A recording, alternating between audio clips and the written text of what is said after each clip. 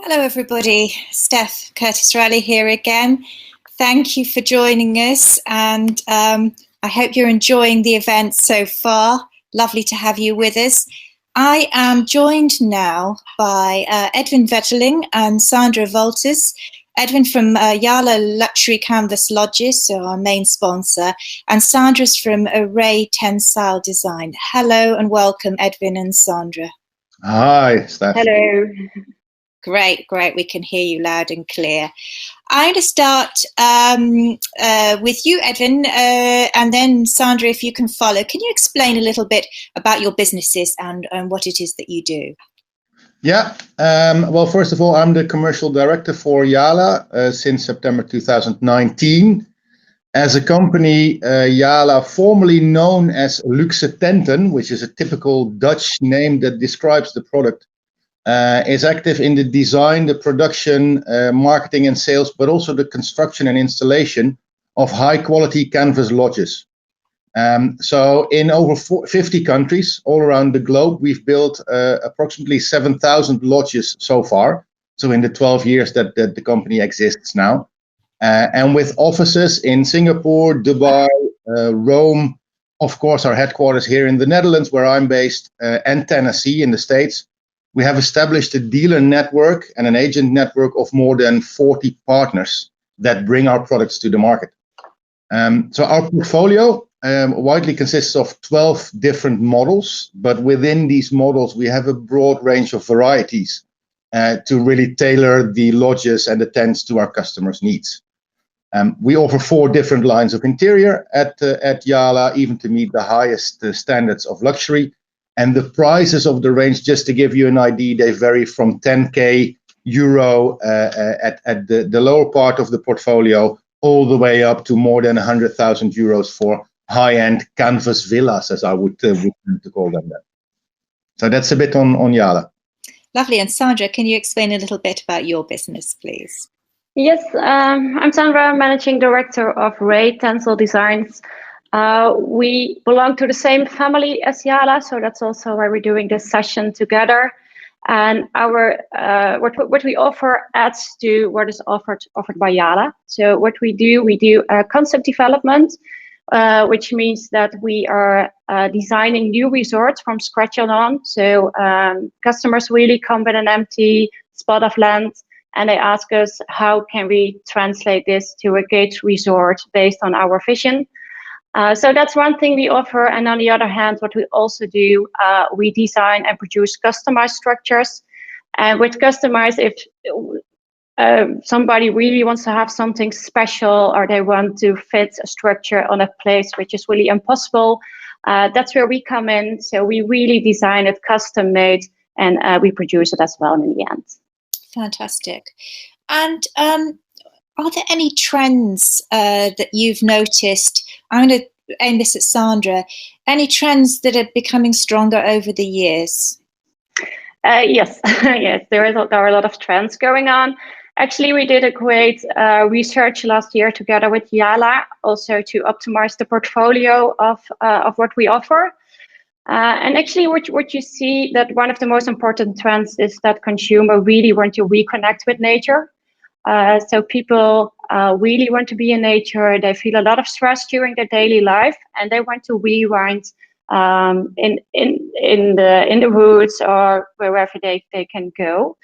So that is something we really see, and actually we see that especially people who normally chose to be in a luxury hotel, they really want to go back to nature, but they still want to do it, but they want to do it in a very luxury way. So they would love to have their 4 or 5 star hotel room in the middle of the woods. So that's where we come in, and I really love doing that, because you see that high end level, you can really translate that into nature. But we also see it on the other end. So people that love to camp already, but they are getting, they want to have less hassle. So they want it easier. They want to have the tent has to be there. The beds have to be made. Everything has to be there. So they just get in their car with a suitcase and they're ready to go. So that's also a trend. So actually you see it from both ends, coming to the nature and to more luxury actually. Yes. What we also see is that people go on a shorter trip. So normally they went for like 3 weeks or 2.5 weeks, but now they say, oh no, we go multiple times a year, but we go shorter. And that also indicates that they want a higher level of luxury because they simply do not want to pack multiple times their tent, their sleeping bags, etc., etc. And I think the last one that we see is a more demographic one. We see that people get older, so we see a demand for more two-persons sleeping structures. So also the people that normally go to the hotels, they like to be in a luxury tent, and that's for two persons. And where we see in over the last years, a lot of places that have developed, they really focused on families. Right. And Edwin, from the customers that are buying your structures, are you noticing any trends in the style of the tents that they are ordering from you? Yeah, it's clear. Building also on what Sandra mentioned, more on a global level. If you look at geographical spread in Europe, there is a clear shift from traditional campsites that have green pitches, renting them out to people with their own tent or caravan. And they now understand that it's probably much more profitable for them to have their own accommodation in place and renting those out. Second to that, in Europe, the successful campsites are the one that have a dedicated theme, whether it's built around wellness, whether it's built around sustainability. It's a kid-friendly thing with a lot of entertainment for the kids, or the opposite, no kids at all. But making choices and having a clear focus is what the game is about in Europe. In Asia, you see that people feel a stronger need to go away from the luxury hotels. And I think part of it is driven by the current COVID situation. But they want to stay in nature. They want to explore the outdoors. And that's where canvas lodges come into play. There's also a strong demand, specifically in Asia, from the couple market. So literally building a hotel suite, but then as a tent, is what we're currently doing in the Asian market. In the US, to conclude that point, traditional RV parks are putting their own accommodations in place as well. So for them, it's kind of the same as the shift that European campsites are making. But also glamping, or luxury camping, as we tend to call it, is now discovered by large groups like the KOA, Sun Community, Jellystone, and those parties in the market. So there is a massive change going on in what once was a traditional campsite to now becoming holiday parks, most of it driven around a specific theme. Wow. So taking that together, I'm seeing that people need to kind of aim their offering ideally either at the couples market or at families, that they are making these decisions to specifically target, say, the retired market, and they're getting a great success in this way. Is that what you feel, Sandra?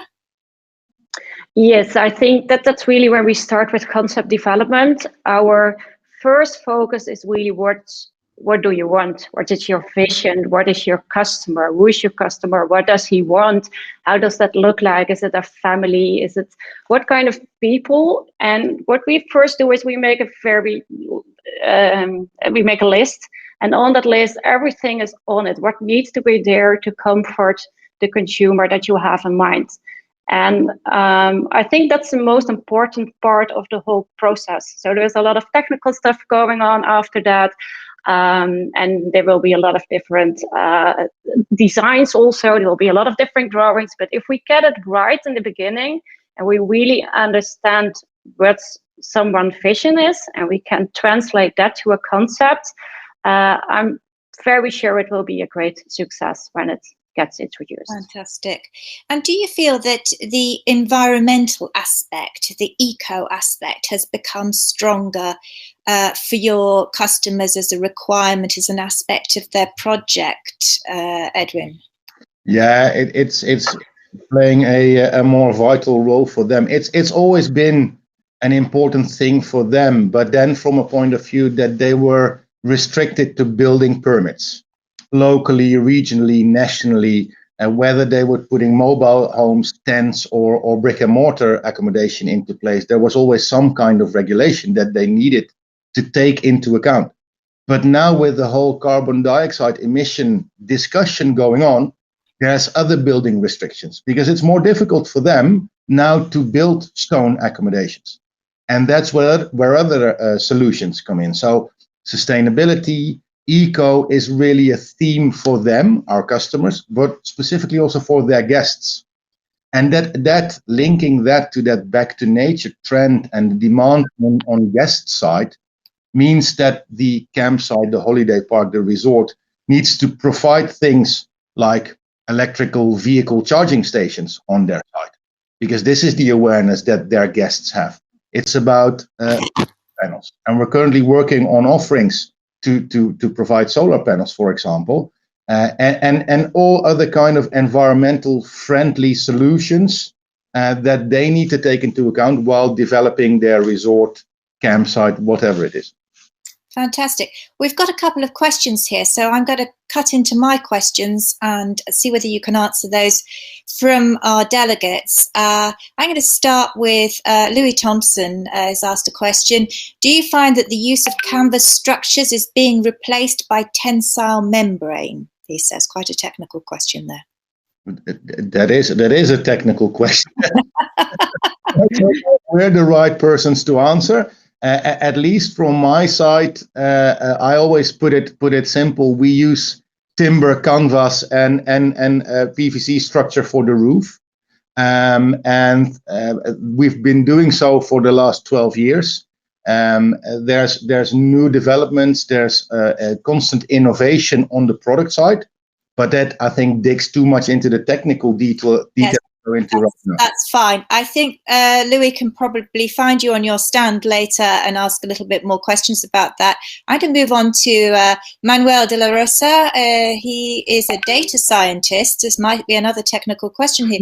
Can you share a little bit about your tents and how to choose depending on the weather? This is a good question. In Ireland, for example, how could they be used with cold and humid weather? Yeah. Shall I answer the question? Yes, go ahead.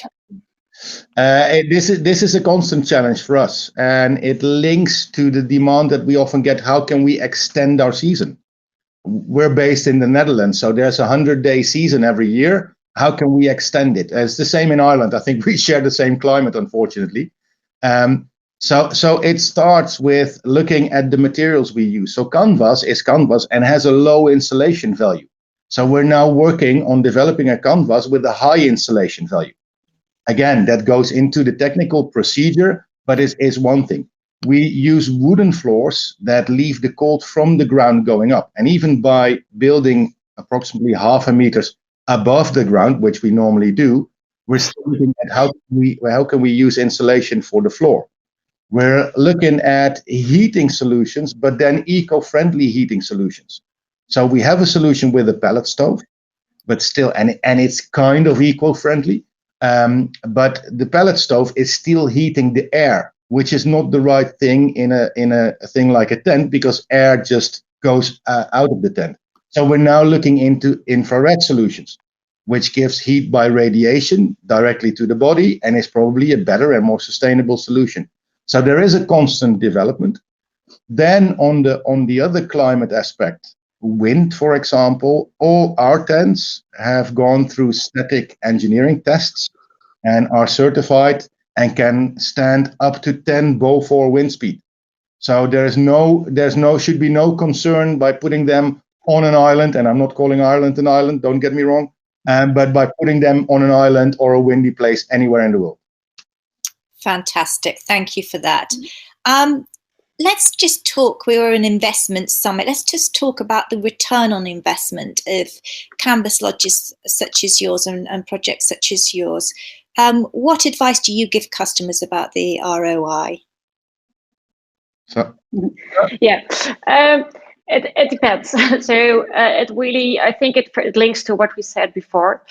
It depends on what kind of resort you want to have. We know resorts that can ask up to €1,000 a night, but those are very luxury resorts. You have a lot of privacy. Everything is in place. You have great dinners. So it depends. I know, but I think Edwin can answer better on that, how long it takes. So we know exactly for the Jala tents how long it takes to get your investment back. If it comes to our investments, we often make the customized tents, so that are bigger structures that are for restaurants or that are for lobbies or receptions. We know that if you build tents like this, you can add to your sleep structures as well, for example, 10 or 15 euros. And we always try to support our clients to really make that visible. But it's a difficult question because the tents that we design can range from 100 square meter up to 4,000 square meters. So yeah, it really depends on the project. But I think Edwin can really answer it for the Jala Canvas ledges. And I agree, Sandra. It is always it's a frequently asked question. And there's a differentiation between, I would say, Europe and the rest of the world, because in Europe with this typical camping culture. But let's take the European example. An average lodge, including installation, transportation, etc., comes at, let's say, 20,000 euros, and that's a reasonable size lodge that sleeps up to 6 people. So the average number of nights that it can be rented out in Europe, 120 nights, average rate per night, 125 euros, average occupancy, 80%. Now, there are people in this call or in this meeting that probably have done the calculation. What it shows is that the turnover per lodge in relation to the price of 20,000 euros, the turnover on an annual basis or a seasonal basis, as you want, is 12,000 euros. So if I take it bluntly, I would say the earn back period is 2 years, just ignoring all other sorts of costs, but taking the lifespan into account, which is at least 10 years. We still have the tents back from 2009 up and alive. So with the lifespan of 10 years, the earning you make with the tent on average is 120K in relation to the 20K investment to be made at the beginning. And then I think everyone can make their own calculation and see how successful this is. Fantastic. I really appreciate your honesty there of explaining that. I think people are going to find that incredibly helpful. When you're talking to new customers, what other questions are they really eager to know about? Maybe I ask Sandra that one first. Yeah, I think what we mainly get is how they can use a very successful resort. So what are the elements that they need to really get from a first idea, from a first vision they have to really a successful resort where they can earn a lot of money.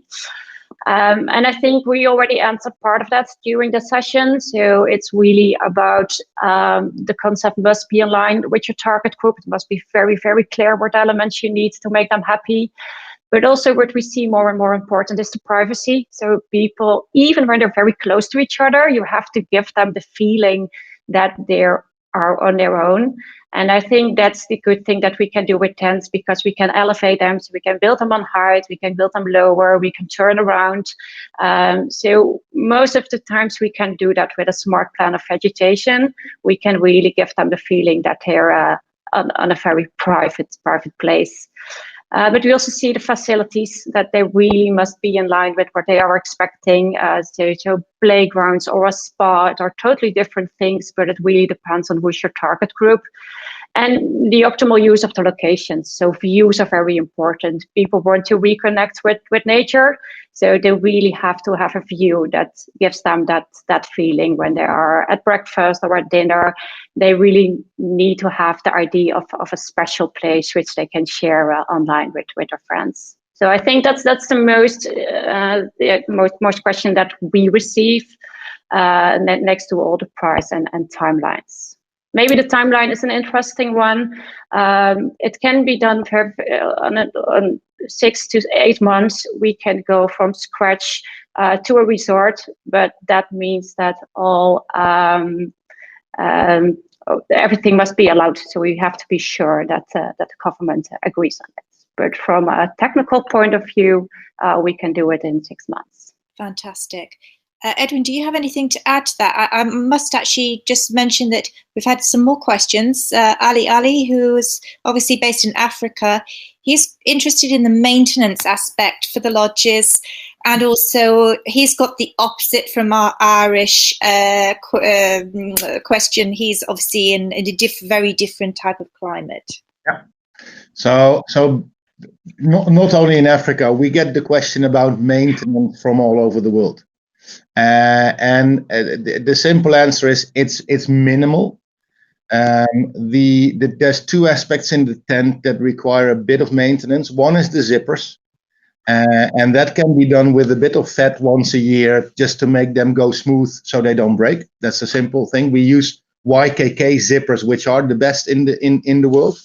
The other thing are the ratchets. So to keep the roof under tension and avoid damage because of wind, etc., we tighten them with ratchets. And there's just one thing, an annual check, which can be done by the owner himself, just to see if the ratchets are all tight. So that's the only thing that comes to maintenance. Whenever it comes to the other material that is sensitive to location is the timber we use. But having built many lodges in all different parts of the world, we normally use pine wood, but we can also use anti-termite treated Douglas wood. We're now looking into using teak wood, and we're even investigating to use bamboo in the future, which is an even more sustainable solution because it grows rapidly, and therefore within 3 years, whatever we use will be replaced by nature. So we're prepared for every condition, from the desert to the jungle, basically. Well, I can hear that. And I mean, you've got some incredible statistics. I think you raced through those before. 1,306 sites, 6,705 tents, 51 countries and 37 dealers or distributors. So can you tell us which countries are more established and which ones are emerging that we should watch as the next destinations? Yeah, traditionally being a Dutch company by origin, back since 2009, the Netherlands are an important market to us, and we're happily saying so. Also because the Dutch people have this camping DNA kind of thing. We take our caravans all across Europe. So Europe is the second market, and traditionally that's France, Italy, Spain, where we do have our lodges at a lot of campsites. Since 2-3 years, we see an increasing demand, specifically, for example, from Germany, which is interesting because traditionally German campsites are covered by annual places where people have their own caravan. And now those campsite owners as well understand that it's much more interesting for them to do an investment in their own accommodations. When you look at the emerging markets, it's South and East Africa. And of course, there I ignore COVID because we all hope that this will be gone at some point in time. But South and East Africa is where there's a massive market for tented resorts. Similar in Middle East. So we've just signed a contract and opened a partnership with the dealer in Oman, with the dealer in Saudi Arabia, to really start exploring those markets. And for the last 2 years, we've been working in Southeast Asia, establishing relations and installing the first projects in countries like Vietnam, Thailand, Indonesia, and even Japan, which of course is a difficult but very interesting market. And in those markets specifically, we see an increasing demand. There is, for example, recently some nice articles were published about the increasing demand for camping, but moreover luxury camping in Taiwan, for example. Probably a market that none of us would expect, but there is a heavily increasing demand from those parts of the world. Hence our office in Singapore, which we opened a year and a half ago. Fantastic. Well, we're getting more questions through. This is great. Again, weather seems to be on people's minds. Somebody here, Alex, a landowner, Alex Echard, I'm guessing perhaps maybe from a ski region, something like that. Can your lodges stand up to snowfall? Sandra, do you want to answer that one since we haven't heard from you for a moment? Yeah, there. It can. So it depends on how you engineer your structure. So probably not all structures will be suitable to do so, and maybe you need some extra elements. So we need to stronger the structure a bit. But it all comes down to engineering. Edwin already told that all our structures are engineered, and that means that technical persons are really calculating with sophisticated models what a tent can handle or not can handle. So it will depend if it's a 1 meter snow or for a 5 meter snow, but it is possible to have tents in the snow. Also from a cold perspective, so you will have to use a different type of canvas. You will work with multiple layers probably to keep the warmth in. It will be a totally different tent than we will have in the south of Spain, but you can still work with a tent. Well, that's fantastic news. Maybe, if I may add, sure. From our existing structures, we have certain adaptations that can be made to make the lodge being prepared for a snow load. Nevertheless, we're currently developing what we call an adventure tent. This is the working title, it's not the product name, but an adventure tent that should be suitable to be placed in even high altitude ski resorts. Insulated canvas, other structures so it can bear the snow load, but the snow load will also slide off the roof. So think about the angle of the roof, etc. Oh, fantastic. Now, my next question was going to be, what's the future for Jala? But I noticed that you already mentioned bamboo very quickly in the conversation, Edwin. And we have Yarrow who's asked, do you have the experience to build with bamboo? Is this something in the future that you're going to be developing more? We do. Yeah, we worked with bamboo in our designs. So we know it's very, very strong. And especially when we're talking about structures in Asia, we know it's not that simple to work with woods over there. So we're really thinking about replacing it with bamboo. And we also made some first designs where we already did it. So we know it's as strong. And also from an engineering point of view, we already did some first technical tests, and it really works very well. Great. So let's finish up with, what's the future then? What's the big plan? Where are you headed in the next 5-10 years as a company? You've rebranded, so clearly there is a direction of travel, shall we say? There clearly is a direction of travel, and together with Ray, because we're on this, it's a cliche, but I'm saying it out loud, we're on this journey together, Ray and Jala.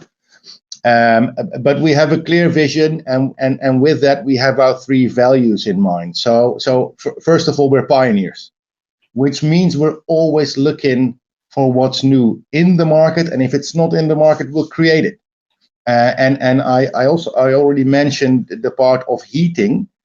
We want to have a sustainable heating solution. So we're currently working on it, and it's going to be something completely new, not available in the market. So keeping that pioneer spirit in the companies, in both in Ray and Jala, is essential for us.